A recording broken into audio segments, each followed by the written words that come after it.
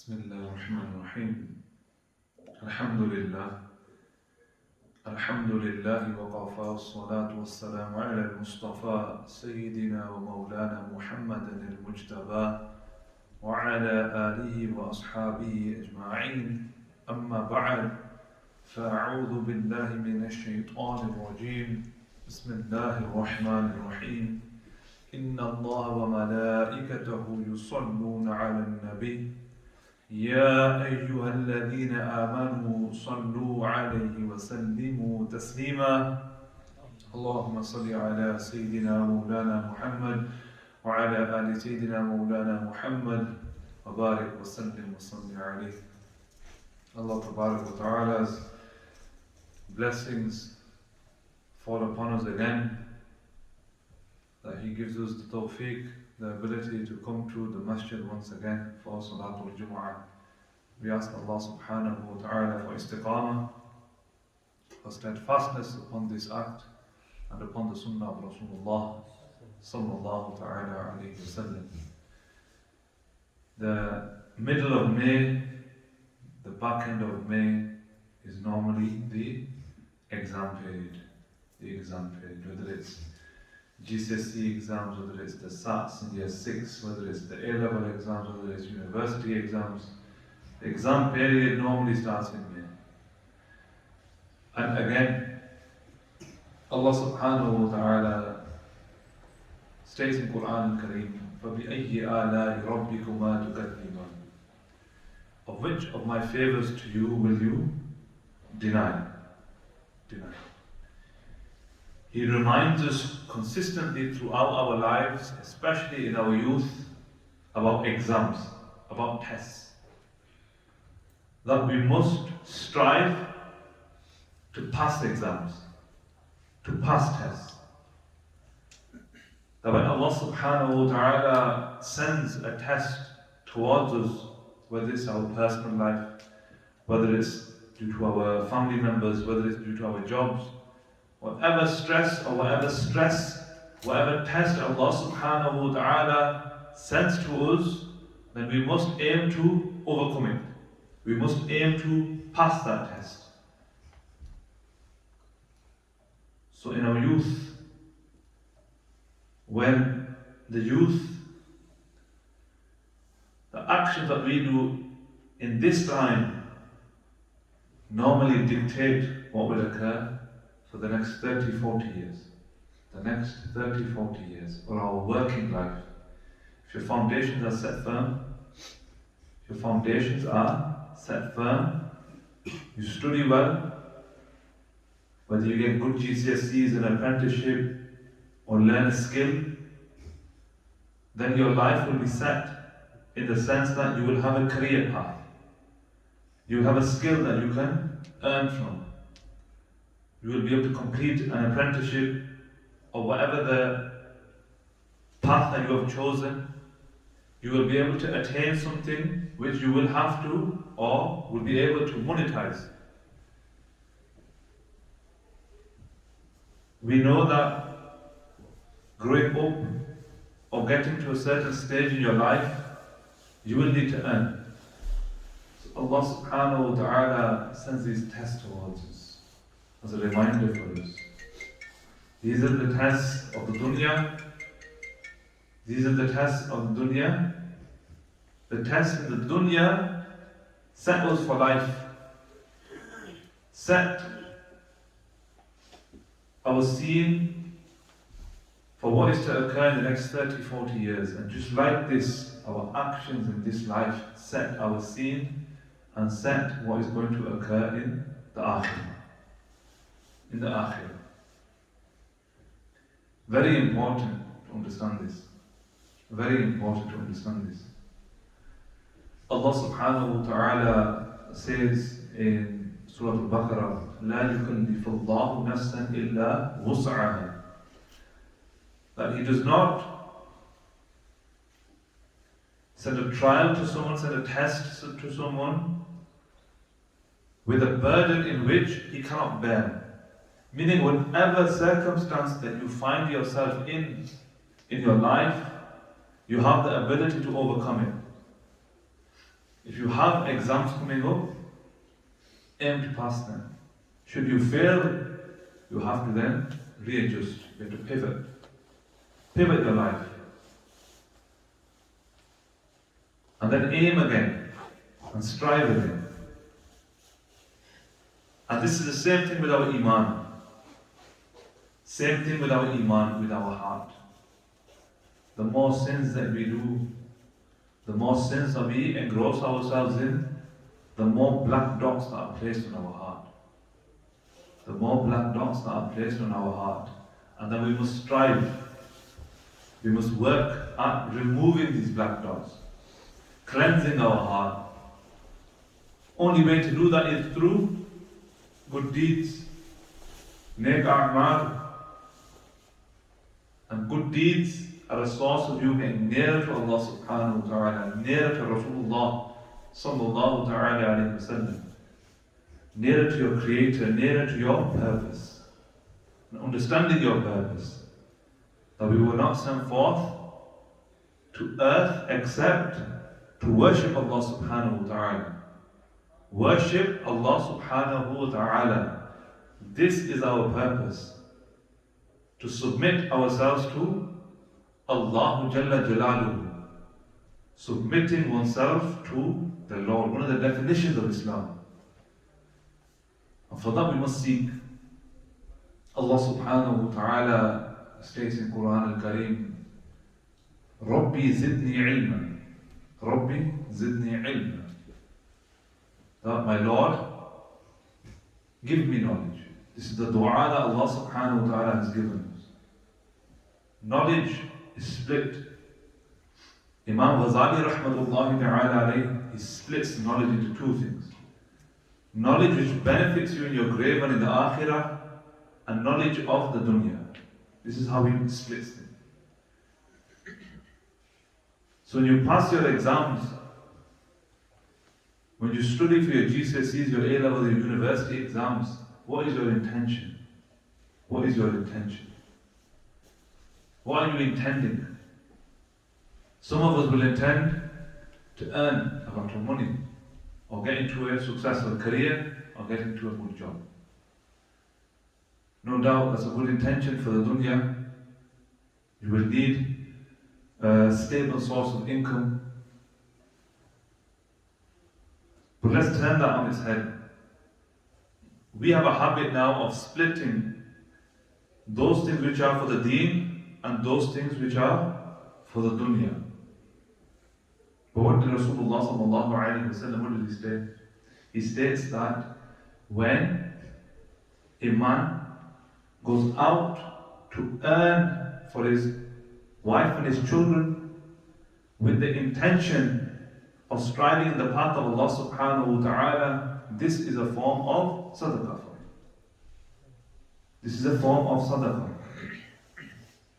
You get whatever you intend. So long as you intend and seek that earning in a halal manner. You don't lie, you don't cheat.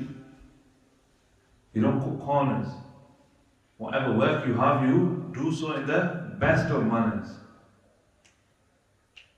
In the best of manners. If you know there's an error somewhere, if you know there's a deficiency somewhere, you aim to remove them. But your intention is to strive for the sake of Allah subhanahu wa ta'ala. So it shows us, Rasulullah sallallahu alayhi wa sallam, he tells us, when we strive in the dunya with the intention of the pleasure of Allah subhanahu wa ta'ala, then that is how Allah subhanahu wa ta'ala receives that good action. But if we strive so that others may say, oh, he's doing a long shift at work today, he's working very hard, he's earning for his wife and children. If that's the intention, then no doubt we will not gain the rewards. We'll still get paid. We'll still get the dunya benefit. However, we miss out on the main exam, on the main test. We miss out on the main blessing of what Allah subhanahu wa ta'ala has sent us here for. We miss out on our main purpose. The main purpose Allah subhanahu wa ta'ala gave us flesh, the main purpose that Allah subhanahu wa ta'ala put our ruh into our body for, we miss this. All because we are blindsided by the dunya. So Rabbi zidni ilm. Oh my Lord, give us knowledge. Allow us to reach knowledge. Allow us to absorb knowledge. This is something which should be the innate nature of a Muslim. That we seek knowledge, that we aim to fulfill our potential. When the Western world was in the dark ages, this is known as the Islamic Golden Age. The Islamic Golden Age. Why? Because knowledge then came from the East. Knowledge then came from the East, whether it was from the top parts of Africa, Western Africa, Northern Africa, whether it was through the Iberian Peninsula, where the Muslims were settled at the time. Knowledge was coming out of those Islamic universities. Some of the most notable cities in the Islamic world were producing some of the most spectacular people. Those who had excelled in mathematics, those who had excelled in science, in medicine, psychology, all these sciences. Why? Because the people would strive. That every day of their lives they would seek knowledge. The Prophet ﷺ, I've mentioned this before in the famous hadith, طَلَبُ الْعِلْمِ فَرِيدَةٌ عَلَىٰ كُلِّ مُسْلِمٍ.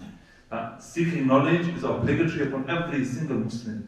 There's no condition here. Most of us, the most amount of knowledge that we seek is in our youth. It's in our youth, and then we shut away. We shut away. We go to school till we're 18, some of us, some to 21 if you go to university. After that, we stop developing. We stop seeking knowledge.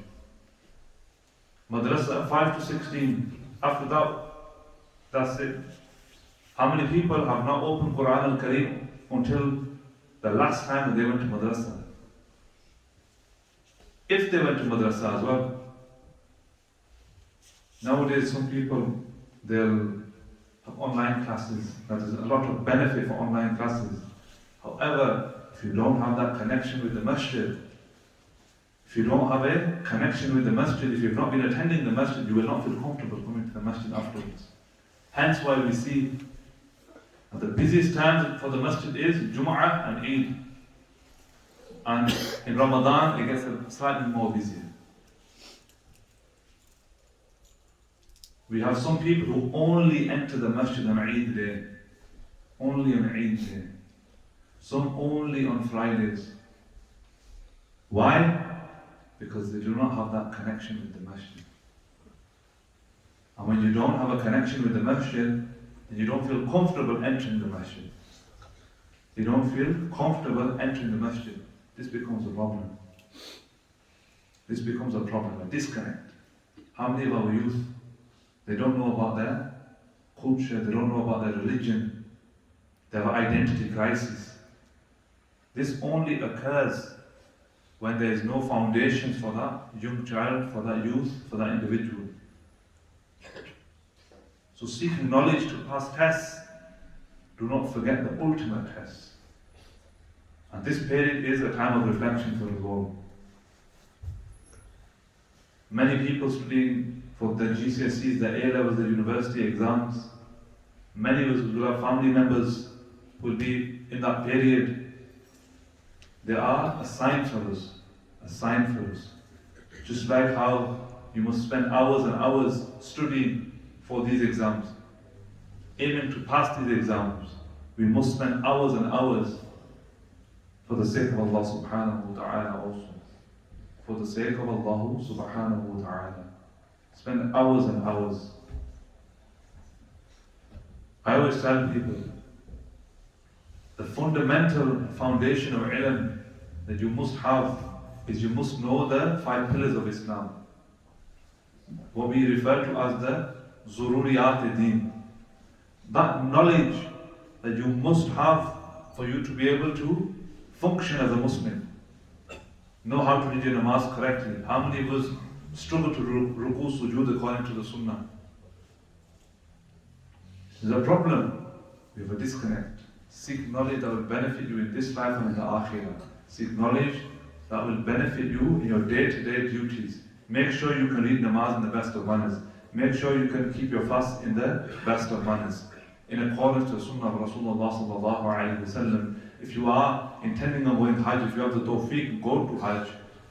Then make sure before you get to the Haram Sharif, you know how to do your tawaf according to the sunnah, know how to do Sa'i Marwa. All the rituals of Hajj, you have done your preparations. Making sure you can give zakat. How many of us know this? People ask me every year, can I give zakat to my family members in Pakistan? I said, do they have gold? Are they above nisab? Say, Imam Sahib, what is that?